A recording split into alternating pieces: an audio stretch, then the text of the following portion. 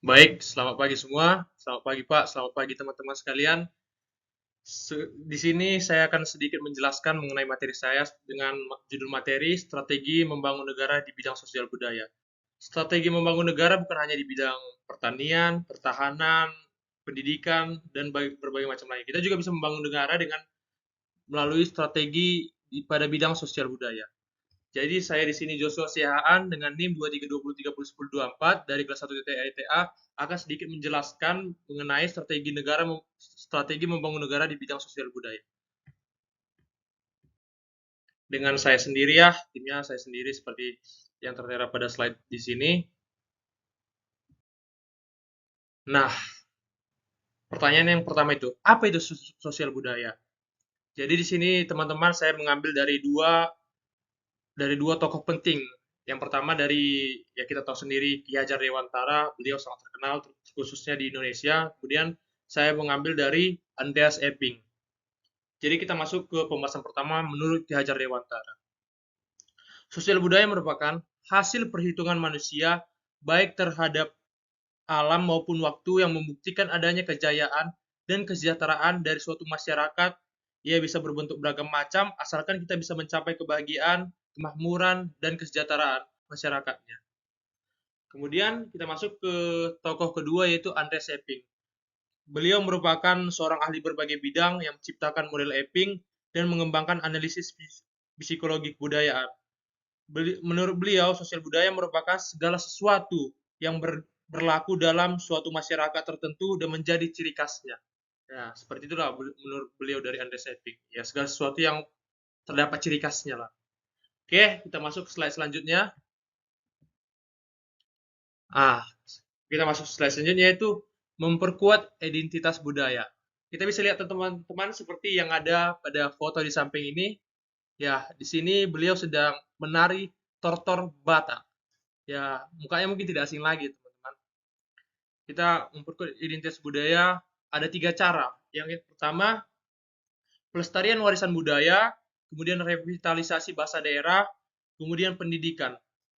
Pelestarian warisan budaya yaitu merupakan menjaga dan mewariskan tradisi, kesenian, dan kearifan lokal kepada generasi muda adalah kunci untuk mempertahankan jati diri bangsa. Kemudian revitalisasi bahasa daerah. Bahasa daerah merupakan jendela ke dunia budaya yang unik. Melestarikan dan mempromosikan penggunaan bahasa daerah akan memperkaya keberagaman budaya nasional. Kemudian berkesinambungan dengan pendidikan. Semua pada beberapa poin yang telah dijelaskan sangat berkesinambungan. Contohnya pendidikan, yaitu mengintegrasikan nilai-nilai budaya dalam kurikulum, serta mendorong pemahaman dan apresiasi terhadap warisan budaya bangsa. Kita masuk ke slide selanjutnya, yaitu penguatan sumber daya manusia. Ya, contohnya ini, penguatan SDM. Kita tahu SDM kita mungkin banyak yang mengatakan SDM rendah. Jadi perlu ada penguatan atau peningkatan sumber daya manusia untuk mencapai strategi negara pada bidang sosial budaya. Poin pertama ada pendidikan berkualitas. Kemudian ada pelatihan keterampilan dan pengembangan kepemimpinan. Pendidikan berkualitas, yaitu menyediakan akses pendidikan yang terjangkau dan bermutu akan meningkatkan kualitas sumber daya manusia.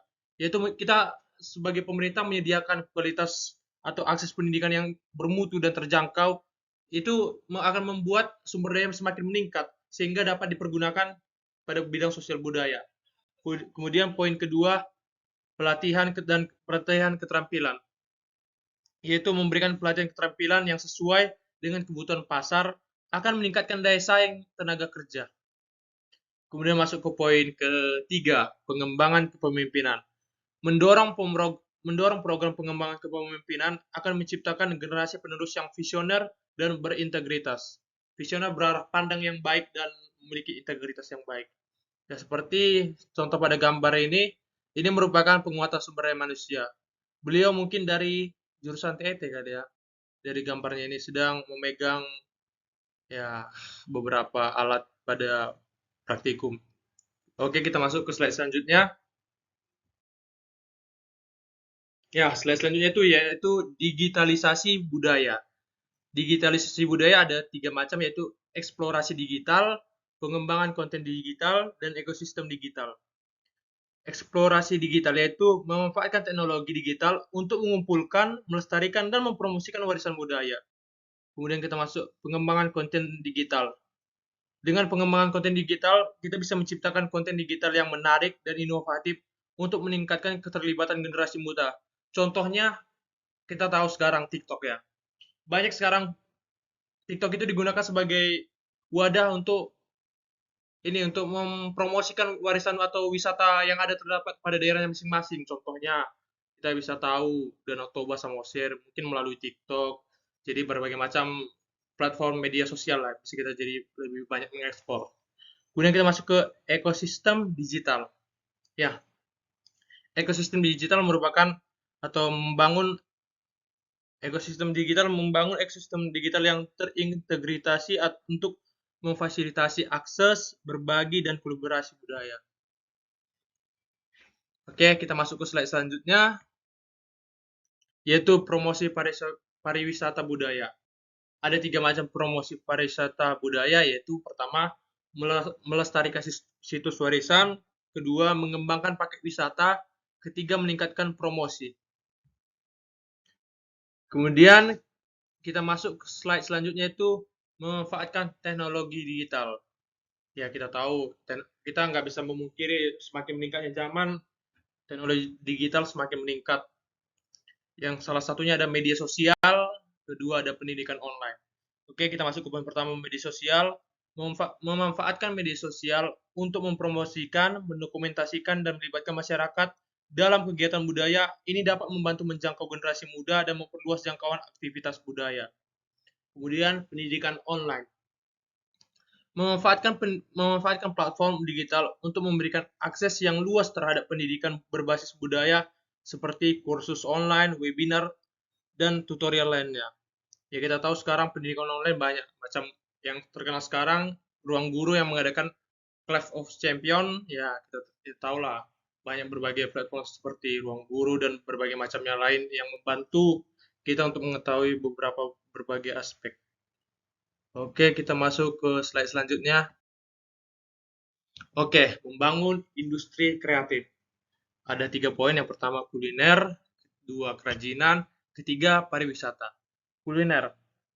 Mengembangkan industri kuliner tradisional Indonesia dengan menggabungkan unsur budaya dan kreativitas. Kemudian kerajinan, ya, mendorong pertumbuhan industri kerajinan tradisional dengan memanfaatkan bahan baku lokal dan teknologi modern. Kemudian poin ketiga yaitu pariwisata. Mengembangkan pariwisata berbasis budaya yang memberikan pengalaman otentik kepada wisatawan. Ya, membangun industri kreatif sangat mendukung adanya sosial budaya.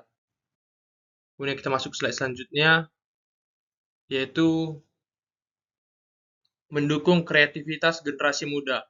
Yaitu dengan poin pertama yaitu mengidentifikasi bakat. Kita mengidentifikasi dan mendukung bakat-bakat kreatif di kalangan generasi muda, baik dalam bidang seni, kerajinan, maupun inovasi budaya. Kemudian, akses dan kesempatan.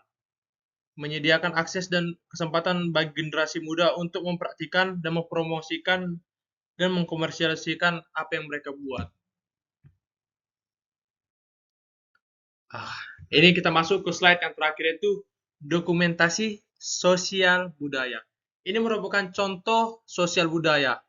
Teman-teman mungkin bertanya, ini kok ada rame-rame? Mungkin teman-teman bertanya. Ini merupakan contoh sosial budaya.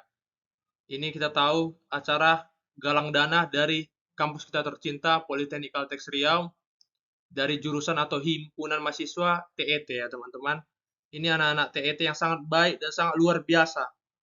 Inilah kumpulannya. Dan ini mungkin dari TET juga ya teman-teman, seperti Just Lab-nya. Ini contoh meningkatkan skill atau sumber daya manusia. Dan ini ada saling gotong royong dan berbagai macam lainnya. Oke, sudah kita masuk ke akhirnya. Inilah akhir dari presentasi saya. Kurang lebihnya saya mohon maaf. Terima kasih kepada teman-teman dan kepada dosen yang telah mendengarkan. Saya akhiri dengan selamat siang dan selamat pagi buat teman-teman semua.